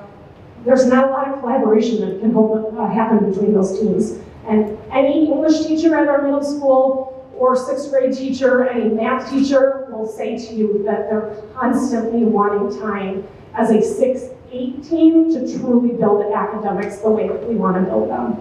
And finally, we found through research as we took a look at this, that anytime we're transitioning students academically from one building to the next, there is a negative impact, even if it's slight, sometimes large, there's a negative impact on reading and math scores. Transitions for kids are hard. And it takes time to get them into the building, to let them know they're safe, to let them know they're, figure out lunch patterns and how to open a locker. Again, if you've transitioned a student to our middle school, it's the number one concern is how they're gonna open that locker. We see an academic impact from that. Historically, we see a dip in scores in our district in 7th and 8th grade. They have 2 years to recover. They have 2 years to get comfortable with the staff, feel safe in a building, learn how to open lockers, do their lunch schedule, and then we're sending them on to another transition. Academically, it is much, much more sound to do that transition after 5th grade, give them 3 years in a building to academically build up speed again before we then send them on to the high school. And then last of all, just Luke mentioned this with some of them, but I want to emphasize the academic opportunities that students in our area have if the 6th grade is part of the middle school system and not an elementary school system, but we struggle a little bit more to provide for our students in 6th grade. Math acceleration, any of you that have had a student accelerated in math, we bus them in the morning to the middle school as 6th graders. They take a math class in 6th grade and then we take them back to the elementary school to do their day. They're in school from 7:30 in the morning until 3:30 in the afternoon. I don't care how academically sound a student is, it is a hard day in 6th grade to be in school that long.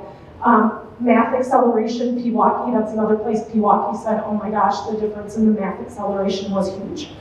So that's one place that we would be interested to see what we can do with 6th graders being in the building. The CTE opportunities Luke talked about, music. Right now, our students are in orchestra in 4th grade and band in 5th grade. Our students have to miss recess in order to be in music programs. Some of our students that might be super interested in music don't want to miss recess in 5th grade. That's hard to ask a 5th grade boy to miss recess, especially.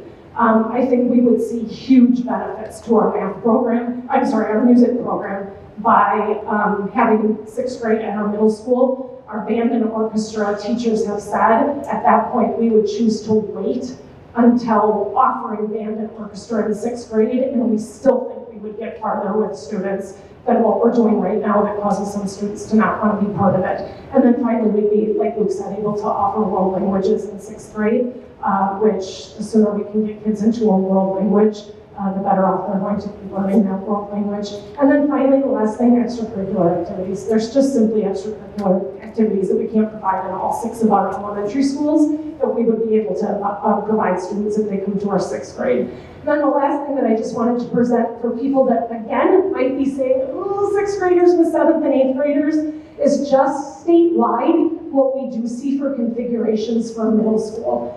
We didn't put every single configuration on there because some schools have very interesting configurations, but some of the more popular ones. And you'll see statewide that we have plenty of buildings, 16% that are at 5th through 8th grade, 53% that do have a 6th through 8th grade model, and our 7 and 8 models are dwindling, and I think they're dwindling because of many of the things that I just talked to you about. So academically, I truly believe, configuration-wise, that our students would benefit from 6th grade even with our 7th and 8th graders. Thank you. All right, last speaker there, we have Clint, and Clint's gonna talk to us about some ideas that we have in the middle school.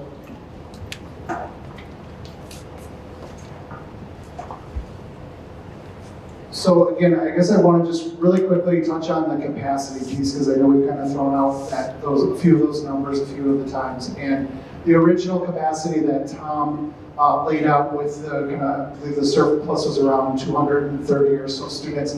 That's really kind of looking at the school as, again, kind of a 1950s, 1960s economic or educational model where we have hallways with classrooms running along them. Again, many of those rooms are too small by today's standards, and frankly, probably should have been too small by yesterday's standards as well. And as we looked at the capacities, it was really kind of an evaluation of how the buildings are being used now.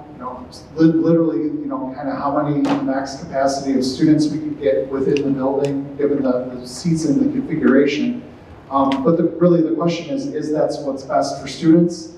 Is that what's best for how they learn? Is that what's best for how teachers teach now? So in terms of kind of looking at solutions, we really kind of almost started with what would we do if we were to build this as a new facility.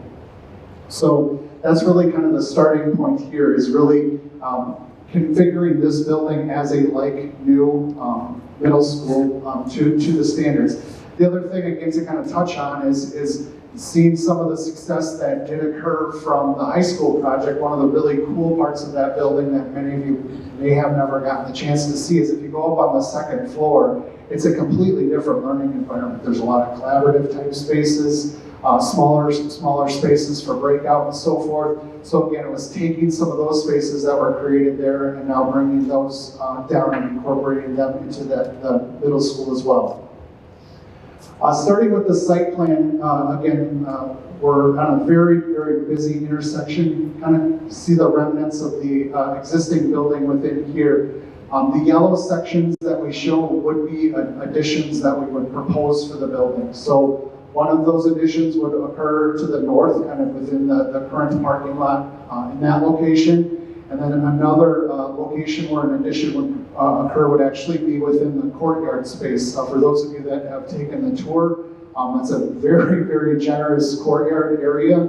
And again, one of the struggles here is, yes, this is on a very nice site, but as we talked to the team and to the district team, the goal was really to try to preserve as much green space on this site as much as possible, while also creating additional drive lanes and bus pickup areas and additional parking on the site, again, to satisfy the needs. So again, this is just an initial concept showing a couple different configurations, again, for bus and parent pickup, as well as, for those of you that know Kurt Weebelhaus, we've termed this Weebelhaus Drive because this was kind of his brainchild. To create a very long parent drop-off loop and get rid of some of the congestion that occurs, again, close to that intersection. The other thought, again, was to improve the current track and football field as well. So the track shown here would be a reconfigured space as well. This is the floor plan, kind of for formatting. I apologize, this is tipped the other direction. So in this case, north is to the left. East obviously is up in this particular case. But again, this shows a new 3-station gym would be part of this, as well as some commons and support space for that gym. The current gym would be converted to the band and music areas. Again, a nice tall space with the volume needed in this particular case. The courtyard would arrange for a 2-story addition within that space there. And really what you kind of see is we're really planning to renovate almost all of the existing classroom spaces. Again, they're too small, and really utilizing kind of the current ring of the current loop, I'll say, of the current building as a lot of the specials that are also lacking within this building, special ed type spaces, as well as some of the other programs and specials that Stephanie kind of hinted at as well. 6th grade in this configuration would be part of a 2-story addition here. So while this building is getting larger or bigger and more students within it, one of the keys was also to create smaller learning communities. So the thought was 6th grade would be on 2 levels. They were going to have two pods, if you will, on the 1st floor, and then I'll get to the 2nd floor in a little bit as well. Again, one of the challenges within this current building is again the seating. One of the first parts of the high school project, or one of the first things we were solving there, was capacity for the cafeteria seating, which again affected the number, how the class schedule was set up. It affected the number of electives that kids had success with. So as we look at this project and adding more students, we need to expand the cafeteria. We need to update the kitchen. Again, our tech ed spaces are getting some updates. And then the pod in the middle on the lower level would be 8th grade, and then on the upper level would be 7th grade. So this is the 6th grade on the 2nd floor, and then kind of a connector corridor that would run between the 2 of them. Yes, so the white spots, we would still have some courtyards. Again, we want to maintain natural light into as many of the classrooms as possible. So, Andy was never a huge lover of this, that we go from one very, very large courtyard to 4 smaller ones. But again, that's a bit of the trade-off to add square footage within that space and still maintain natural light within all the classrooms. Are the footings not sound enough to go up on the square? The question there is, could we just add a 2nd floor to the current building? And you're correct, the footings are not adequate to add a 2nd floor. The 6th grade, would they do their full day like how they're doing it now with one teacher? Or would they go class to class like a 7th and 8th grade student does? So the question was, would the 6th grade kind of function in an elementary model where they're in the same classroom with their teacher, or would they be part of more of a middle school type environment where they're going room to room? I think the idea is that, yes, we're kind of converting them to a scenario where they would be in a middle school environment. But again, kind of the idea of this was to maintain future flexibility. Again, if the district ever wanted to do a different model, we kind of set them up that they're a little bit, separated from the rest of the building. And the teachers would kind of absorb from the 6th grade teachers from those elementary would absorb into the middle school. The question is do the 6th grade teachers from the elementary come up to the middle school? Predetermined. That's on a certification fit. But we are planning on everyone keeping their job, if that's the question. No one's getting fired. Does this address the need for a multi-purpose space? In terms of like an auditorium type space, the idea here is. Talking about needing a multi-purpose space more adequate for everyone to fit into for whatever reason. Yeah, we are going to a larger gym here, so again, the auxiliary gym that currently exists here would be demolished as part of this project, and then we would be creating a large 3-station gym that would function in kind of that large capacity type scenario. What's the time frame to build this concept? What do the students do? I'm assuming it can't be done in a summer. Correct. I think we estimated probably 18 to 24 month build. Generally, what we would do for this is do the construction of the addition work and really try to, we're not touching any of the existing spaces, is very minimal as possible. So we'd focus on the additions. Again, in that case, there'd probably be 2 summers of renovation work that would occur, where when the students are not here, we come in and do some of that renovation work. And then again, finish up any addition and any additional addition work that would occur. You might have touched on this, I'm not sure, but what is the proposed space? Move 6th grade over here, you were to go with this concept here. What is the thought process with, all the new students, all the development coming in? Is this like a 20-year plan? Would you be revisiting this again at some point? Yeah, from a capacity perspective, we're planning for about 400 students per grade level as part of this. So this would be a 1,200 student facility. So this would be like the 2035 Yes. plan, and then there's a potential in 2040 you might be looking at 1A.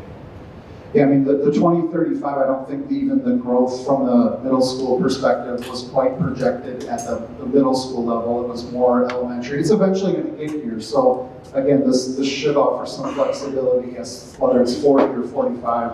Again, it's a little difficult to project even that far out. So again, this is roughly this $84.8 million option or consideration. So on the previous slide, the layout is getting pretty tight. Did you guys have civil go through this and look at stormwater requirements? Yeah. That might be tricky. Yeah, well, I mean, there's obviously, we're touching, anytime you touch more than an acre of land, there's additional provisions. So again, within the budgeting, we have money placed aside for that. Do you think you'll be able to fit it on the site? We'll have to, yes, I mean, we have to, right? Oh, I'm sorry, the question was, have we looked at, what's going to be required for stormwater? And I mean, yes, we have some considerations. We have monies in the budget set aside. We have not engineered the system to this point, but yes, that will be a big part of this overall project. So the initial capacity right now, from what I heard earlier, was like 980. So this is going to give us just about 2,000 kids. So it's only about 1,200. 1,200. So it's only about a 200 kid increase with all this extra space. Is that Well, understanding? right, but again, it's kind of that capacity under a 1950s educational model too. So Yeah, I get it. I was just saying for 88,000, we're getting space for 200 kids. That's my opinion. In addition to 200 kids in this place.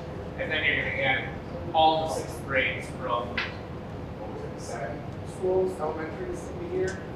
It just feels like that's tighter. I don't know if that's in my head. you mean that we're not adding enough space for the kids? Well, that's what my thinking Okay. is.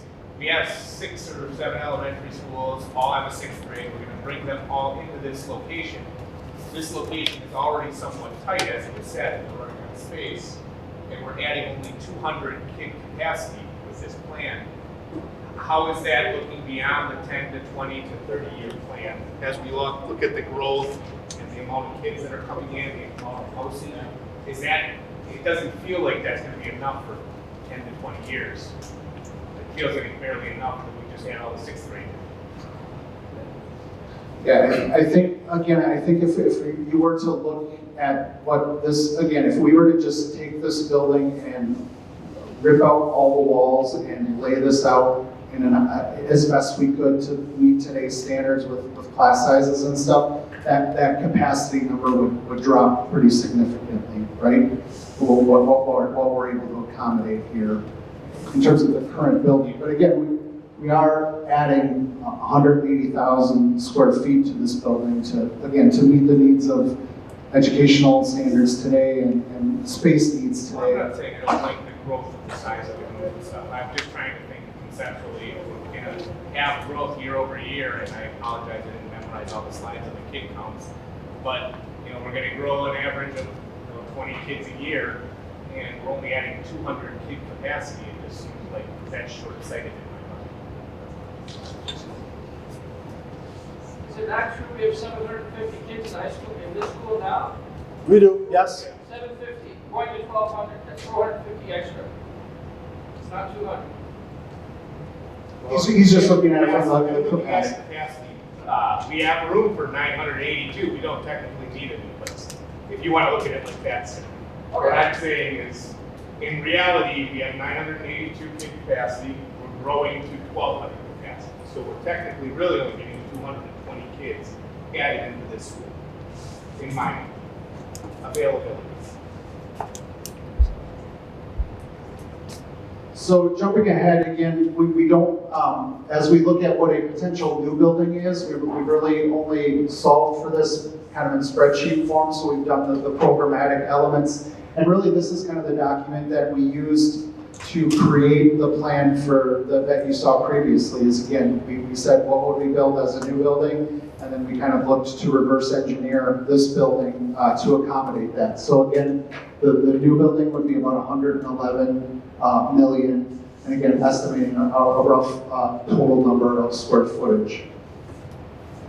You will notice there is a little bit of a discrepancy again as we look, the total square footage as we look at addition and renovation to do this project versus what we believe a new building would be. There is a bit of a discrepancy there. Again, there's some loss of efficiency as we're kind of, again, shoehorning this program into the existing building, kind of making it work.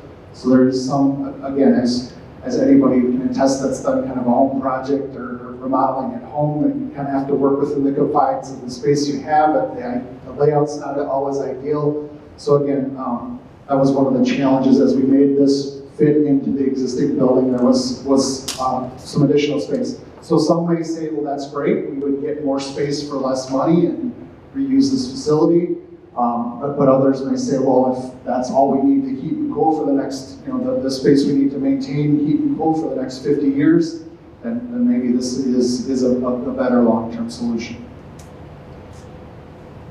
The estimate up there for 110 million doesn't count the land, does it? Yes, it does. Yep. It does? Yes. The question was, does this account for purchasing the land? And yeah, we did some research along with the district and included, we were roughly for a middle school, you want to look for roughly about 20 to 30 acres in an ideal scenario. Again, I believe this site is 25, okay. So again, we want to, that's the size that we would kind of look for, so that's what we used kind of, and then took market rates that we were, with some research to calculate that and include that within the cost there. But Bob, you know someone that wants to donate land? We'd be happy to accept There's that. nobody around here that's gonna donate land when you probably got $1 million an acre. Well, if you recall, when we built Rolling Hills, that land was donated to Rolling Land, so. But that's on We'll be septic. happy to go with that. That's on septic too. Well, I was wondering how long it was gonna get for you to talk about sports. And now that you talked about sports instead of the academics that we should be talking about, can we get our sports people to pay for the sports? We'll certainly consider that, yeah. Yes. Another question on the previous is, is there a difference in the build-out timing on if we use this over? So the question is, if we build new, is there a difference in the length of construction? Yes, the new construction would probably be 14 to 16 months for new construction versus again probably 18 to 24. Again, we have to work around the existing building, so that it's just a more challenging project. Does that 111 million take into account the sale of this property? The question was, does that take into does the 111 million take into account the sale or profit of this? And it does not. Again, as Tom said before, the question of what to do with this facility if we build new would kind of be another layer to this process. And again, we discussed maybe moving some other programming into this facility or selling it. So no, it does not. So as Tom, I think, alluded to earlier, we did look at a number of different permutations of this, and again, we wanted to just really focus on the middle school tonight, because again, I think it's a large enough, big enough concept without wrapping all of the elementary considerations. So the next time we will talk about the elementary, or focus on that. Again, the options that you saw tonight are kind of the ones highlighted in blue. So there's kind of two different columns here is options that were looked at for additions, renovations to the existing, and then options for new construction. So we saw a 6th through 8th grade middle school for 1,200 students at this building, and 6th through 8th as new. We also did explore and talk about a 5th through 8th grade middle school option. Again, let's pull more kids out of the elementary, free up more space within that building. I think the real sticking point with this was this number. 1,600 would be by far the largest middle school in the state by, I believe, 300 or so students. And I think once the district did a little bit of research and saw that, we kind of backed off that as an idea. A couple other considerations, let's split this up into 2 buildings. So from the 5th through 8th grade, if that is the right solution, maybe let's consider that as 2 800 students. And again, I think as the district's considering the number of facilities they currently operate, adding another building to their budgets in terms of, again, a long-term investment, that did not seem like a great consideration either. We also did look at, again, breaking up this building into 2 buildings as well. I'm sorry, the 6-8 consideration into 2 buildings. Again, same thing, they become less efficient. And just the 1,200 student consideration seemed to be the best fit. We also looked at other grade configurations, going to a 5-6 intermediate. So again, creating 2 schools. One of them has an 800 student 5-6, and one has a 7-8 800 student, either as a new building or on this side, or as renovated on this side. Again, from the educational perspective, as Stephanie said, really that 6-8 seemed to offer the best model for the students, while also helping to solve some of the elementary capacity issues for the district. So we did want to kind of share some of the others that we had looked at, just so again that you're aware that we also did study those. So again, we're right up against our 8 o'clock, so we're willing to take about another 10 minutes. If you would kind of, again, kind of go through this same process, jotting down notes and considerations for the options we provided, the idea of 6th grade, moving into the middle school, and then what was the last question? And also just, again, talking through the challenges. Yes, sir. Yeah, I just want to make sure my math is right. So your renovations at roughly about 218,000 square feet. And then on the low end of the new building was 235,000 square feet. So a difference of like 50,000 square feet. So it would be smaller. It could be smaller to build less space. Correct. Yes. Okay. Why not just build bigger? The cost. Again, it becomes a question of do we need it? Go bigger, go. Go bigger, go, yeah.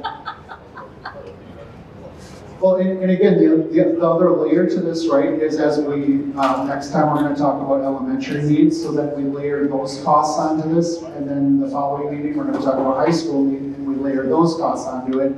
And, as you look at, 111 versus 84, you can obviously do more in other parts of the district at the 84 price point. Now, is that the right solution? That's hopefully with your help to decide. But again, as we layer the other things on it, it just gets bigger. So I don't think we're going to really be in a position to answer this question tonight. We have more things we'd like to introduce. Like we said at the beginning, there's an imagination process for all of our buildings. In 2 weeks, we'll talk about our elementary schools. I promise you that meeting will not be as long. Okay? We had a lot of first-time startup information we had to bring to you to kick this off. But once we hear elementary, once we hear high school, we say, here's all the ideas on the table. Help us prioritize. Once we hear all those things, then we can better answer that question. So maybe we're not quite there yet, but you can certainly help us answer some of those questions you might have on those sheets that are in front of you. We will work, we've collected your questions tonight. We will share a document with those questions and answers. And if you have other questions, we will give you guys a venue or a medium where you can share those questions, and we will get you answers to everything as we move forward here. But if you could share with us and answer on those questions as best you can as a group, we would appreciate it. So if you can take 5 or 10 minutes to do that. I'll close here by saying that our next meeting is going to be at Big Bend Elementary in 2 weeks from tonight. We'll start at 6 o'clock. Like I said, I don't envision that meeting will be nearly as long. Thank you for your efforts here tonight.